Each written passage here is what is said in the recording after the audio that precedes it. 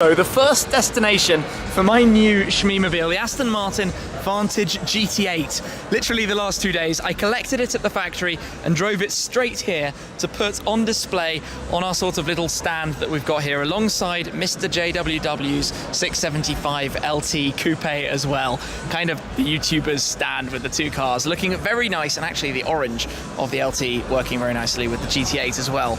Now the lighting in here is a little bit funny, so you'll have to excuse me, but we're going to go on a little walk around and take a look at some of the highlights. Most of the show extends out that way, of what's going on at Autosport beyond these two. But I can tell you one thing, it is literally tearing me up slightly that my brand new car that I've only driven about 32 miles is sat right there, and it's going to be here for a couple of days. But the awesome thing is that means there's an opportunity for you guys to come down and check it out and have a look as well. I'm looking very fresh and clean here on the stand. So let's go take a look around, let's go exploring and see what's going on at Autosport. Now I'm shooting this video right at the end of the first trade day here at Autosport, and the reason for that is because I'm presenting in the live action arena, and so far it has been awesome fun. But I'm going to come to you also with a video kind of behind the scenes at the stunts, the cars, the action and everything that's going on and what's involved in doing a show like that, so that you guys who are able to come here and watch it can see a little bit more. But to get us started walking around, there's an M4 GTS I've spotted just here. I think there are a few around, so maybe we'll be able to find one that we can see slightly better shortly. We've got all sorts of random cars to spin the camera this way. You guys might know a little bit more about what we're looking at than I do, but we've got the Porsche Club up here with a whole series of different Porsches, all looking very nice, and I'm going to go straight to that. Look how hidden away that is at the back there. Firstly, the GT3 RS. Secondly, there we have the Ford GT tucked in on the piston heads and autocar stand here, and a 570S GT4 and an F-Type SVR convertible as well. But Ford GT, this is actually a perfect opportunity to talk about it, although it's a little bit sad really that probably the most awesome car in the show, I say that when I haven't actually seen very much of the show yet, is tucked into a little corner like this. But Ford GT, everybody's asking when my car is going to come, and unfortunately it's actually a long time away.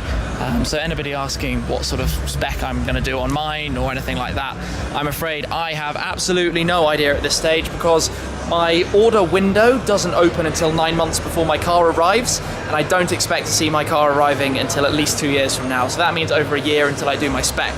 But when the car does come, I will give you as much information as I can. And obviously shoot plenty of videos, because look at the thing, it is awesome. It is so low, so wide, and look at the way you sort of see through the whole thing here. The aero on it is ridiculous. It has the race mode that sits it down on the ground, and this rear wing hydraulically comes up. And one of the coolest things I didn't know until recently is there are actually some sort of flaps on the underside of the wing for extra aero as well, so more downforce and the like. But basically everything about that car is fiendishly exciting. It just seems to be oddly tucked away. If you're going to have that here at the show, it should be out front somewhere. So just quickly, 570S GT4, I think that would be an awesome way to do some racing. It's probably over 150 grand or something for the car, but you can take that out and have an awful lot of fun, I imagine. And then the F-Type SVR, which was one of the sort of questions I posed a little bit recently, that if my AMG GTR ends up being a little bit delayed, would I be interested in buying something like that as a short-term filler? And I guess we shall see. But I'm going to continue and see what else we can find. The Aston Martin DB11. Come round to look at a very yellow California T in the yellow lighting. That looks a little bit strange. Then here we have the Honda NSX in a stunning blue. I should probably make note of that paint code because it does look really, really nice. I enjoyed the press drive a lot in the new hybrid NSX. And here we've got the Lexus LC500H. I don't actually know as much as I probably should about Lexus, outside of the LFA, of course. Okay, what is that behind? Let me come through here. The Turismo Evolution GT, which kind of looks like the Gambala Mirage GT. Okay, what is this? Look at...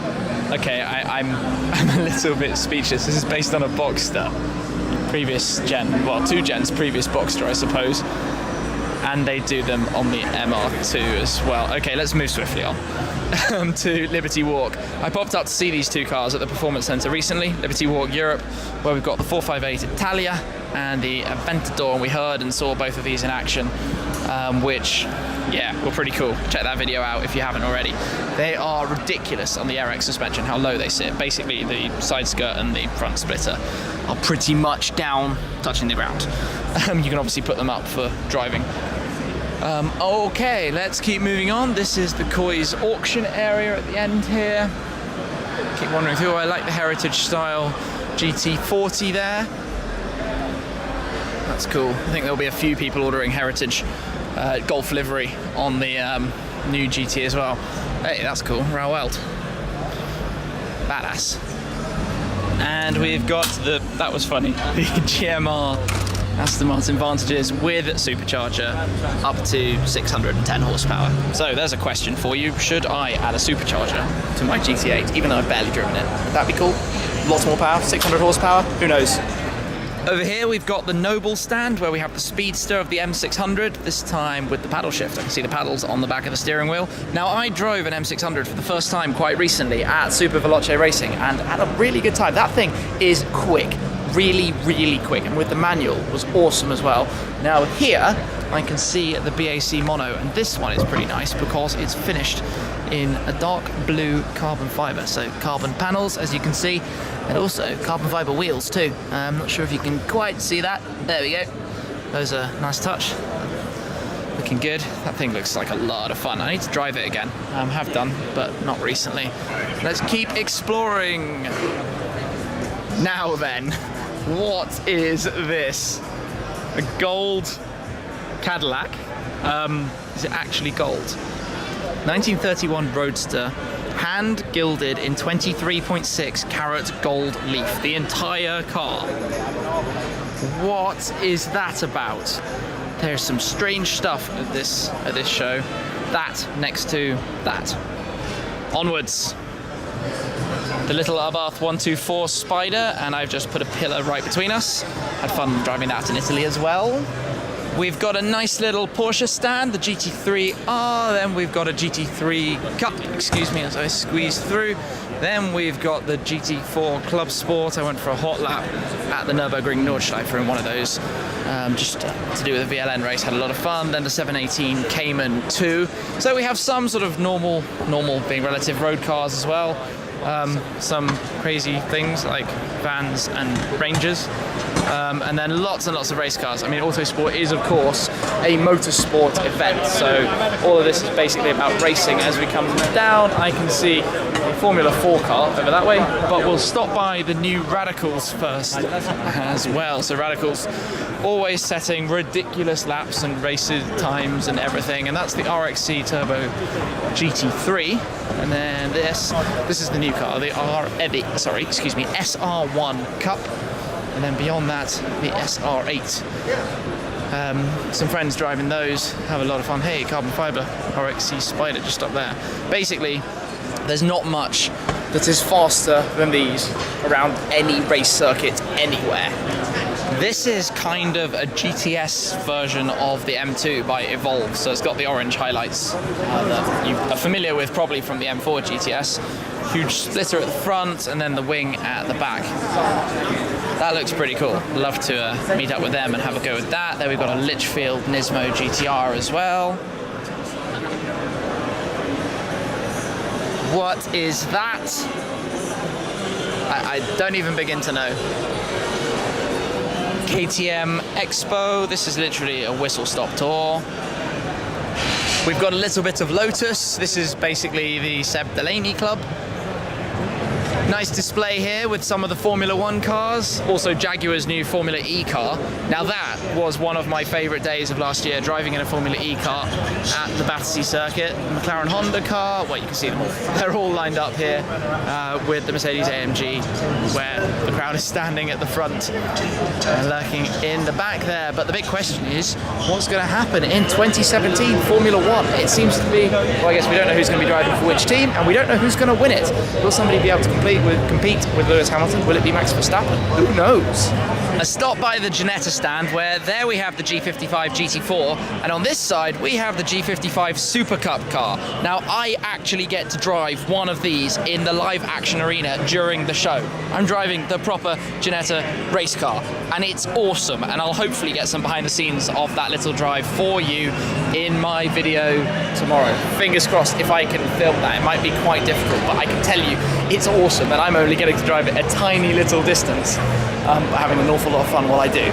One of a number of the Vantage GT3 cars that are on display here. This is becoming about how many YouTubers I can fit in one video, because here we have the Praga, which is the car that Yoon Olsen recently drove, probably this exact one to be honest, and I think he got about a bazillion views on it, and it seems the internet rather loves it. So there is the Praga R1R. Then this is one of the cars that's been released here. This is the Litchfield LM20, 675 horsepower, and only 20 of them to be made to celebrate the 20th anniversary of Litchfield. Now, I'm sure the GTR lovers out there will be big fans of this thing. Litchfield do some great work on the cars, and I'm sure this is just as good. 650S GT3, looking pretty nice in the white and blue. I like that livery. And here we have another car lurking away, the Bugatti Veyron from Oakley Design on the Dimag stand. So carbon wheels again, we'll get around to that in a moment. But this car, I shot a video with when Oakley Design launched it. It's particularly sort of special. It's a one-off with some very glittery yellow paintwork and lots of carbon fibre and custom modifications by Oakley Design. And we got to play around with it, hear it, and show through absolutely everything, all the things they've done to it. But let me come in on the wheels so you can see the carbon. That is the thing right now. Carbon wheels mean lighter, unsprung mass, so the mass at the edge of the, is hanging out on the wheels. And that thing, certainly one of the highlights of this show. There are quite a few Focus RSs around here. Miltech exhaust system here, but also, okay, have a look at this, golden heat shield. So you can have that in your McLaren F1, you can order it from MSO for other McLarens, or you can have it in your Focus RS as well. That's kind of cool. FF Corsa have a nice dark blue 458 Challenge, and then next to that the 488 GT3 car as well. Kind of a funny front end on that, but I imagine it is seriously quick around a track. Here we have the Mini Challenge car, and this is quite exciting because we've been talking about me maybe having a go in the Mini Challenge, driving one of these, the 255 horsepower front wheel drive race car, for my second ever race. Now, I did the Audi TT Cup this year, similar setup with the front wheel drive, but driving in the Mini Challenge could be an awful lot of fun. So we're talking about that, and I will obviously let you know if I'm going to be able to do so at some point later this year. This has been a whistle-stop tour of Autosport. Some of the highlights, but there's a lot more that I haven't pointed my camera at, and obviously the live action arena side of it too. So do come down if you get the opportunity to. We have this kind of stand here, which feels really awkward and weird for me, having my face there on the wall. But there's a bit more going on as well, and James has the other side over there. But you can come down. The GTA is going to be here all weekend. The LT will be in the live action arena all weekend as well, with me being involved in the shows. So an awful lot of fun. I hope you can make it. If you can, I'll see you here. I'm around in the paddock if you have a paddock pass after the live shows, and we'll try and arrange some times on the public days, Saturday and Sunday, to be back here for some mini meetups on the stand too. So thank you very much for watching, guys. Hope you enjoyed this whistle stop tour, and I will catch up with you again very soon. Cheers.